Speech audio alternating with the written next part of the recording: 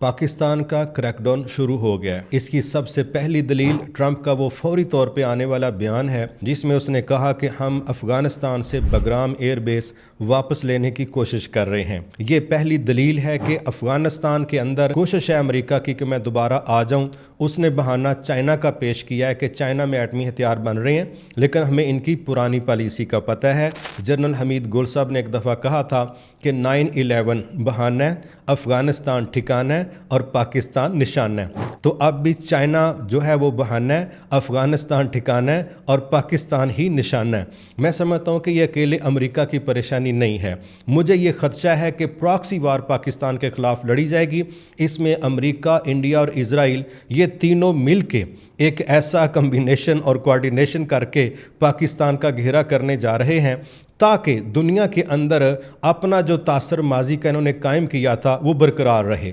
मसलन इस वक्त अमेरिका को इस बात की परेशानी लग गई है कि अरबों को दिफा के नाम पर धोखा देके जो मैं अरबों से अरबों डॉलर वसूल करता था वो ख़तरे में पड़ गए हैं। फिर इस वक्त इंडिया को इस बात की परेशानी लग गई है कि अरब अमारात समेत सऊदी अरब में भी हमारे बेशुमार इंडियन मौजूद हैं, लेकिन अब अगर सऊदी अरब के और पाकिस्तान के ताल्लुकात मजबूत होते हैं तो उसका नुकसान ये निकलेगा कि आने वाले वक्तों में हो सकता है कि इंडिया बहुत पीछे चला जाए। और उसके बाद माजी में जिस तरह इंडिया महसूस करता था कि सऊदीया पाकिस्तान के मद्दे मुकाबल इंडिया के ज़्यादा करीब है, तो वो चीज़ भी हाथों से निकल गई। इजराइल को इस बात का खदशा है कि वो ग्रेटर इसराइल जो मजहबी तौर पर हम जहनों में सवार करके जिस पे वर्किंग कर रहे हैं, तो अरबों में तो ये जुर्रत और ताकत शायद नहीं थी कि वो हमारे सामने टकराते ठहर सकते, लेकिन पाकिस्तान अब डायरेक्ट हमारी टक्कर पर आएगा तो हमारे इस मंसूबे के रास्ते में भी परेशानी है। लिहाजा इस वक्त इंडिया, अमेरिका, इजराइल मिलके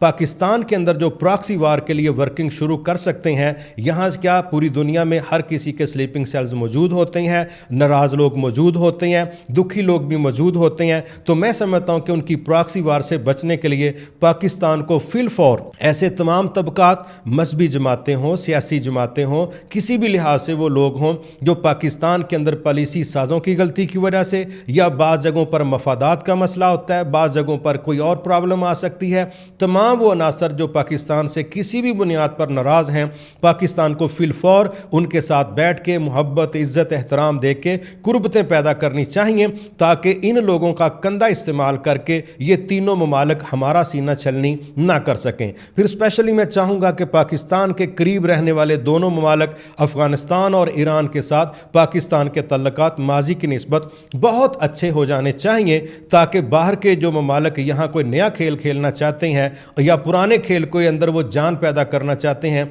वो इसमें कामयाब ना हो सकें और कोई गलत फहमी ईरान, अफगानिस्तान और पाकिस्तान के दरमियान किसी बड़े हादसे की वजह ना बन जाए। इन तीनों ममालिक को आपस में खित्ते की वजह से, इस्लाम की वजह से बहुत करीब हो जाना चाहिए। अदरवाइज खदशा है कि यहाँ पर ऐसे वो लोग जो पाकिस्तान से किसी भी वजह से नाराज हैं वो कंधा पेश कर सकते हैं और ये तीनों ममालिक जो इजराइल, इंडिया और अमेरिका है, ये उनका कंधा इस्तेमाल करके हमारी बहुत बड़ी तबाही का बायस बन सकते हैं। आइए हिंदुस्तान, अमेरिका, इंडिया पूरी दुनिया के अंदर बाकायदा इस प्रोपेगेंडे को सपोर्ट करना चाहते हैं कि पाकिस्तान तो खुद महफूज नहीं है तो ये अरबों को कैसे महफूज रखेगा ताकि जो माजी का उनका इमेज है वो बरकरार रखा जा सके। तो पाकिस्तान को इस वक्त नेशनल सतह पर और इंटरनेशनल सतह पर जिस बड़े प्रोपेगेंडे का सामना है उसके तोड़ के लिए अपनों को करीब करना और आलमी सतह पर अपनी साख को पहले से मजीद बेहतर बनाने के लिए इनके प्रोपेगेंडे को बुनियाद बना के ऐसी पॉलिसियां तरतीब देना